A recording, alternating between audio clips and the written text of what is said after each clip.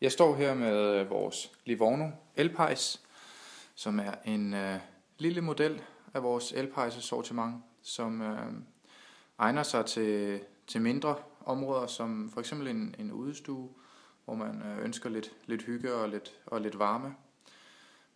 Det kunne også være til et kontor, der bruger vi den for eksempel hos os, som en ekstra hygge genstand i hjørnet, men også lige så meget som sagt til en ekstra varme.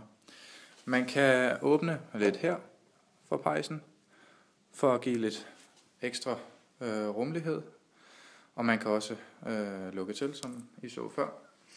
Her på siden kan man skrue op. Nu har jeg tændt på det første niveau her. Hvis jeg slukker, så ser den sådan her ud. Og så står den jo bare som en hyggegenstand. Vi kan så også skrue op for alle sammen her. Og så hvis varmeblæseren simpelthen begynder at skyde varme ud.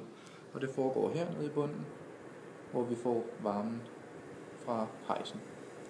Den trækker luften ind fra pejsen i rummet, og omdanner det til varme og skyder det ud til os igen.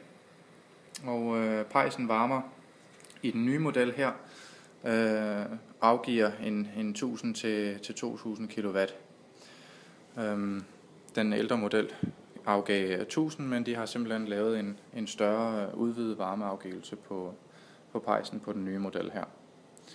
Så et godt alternativ til en elvarmer, hvor der ikke er noget hygge som sådan i, men her har man altså en varmeblæser, som også giver en hyggelig effekt i form af pejseudsmykningen.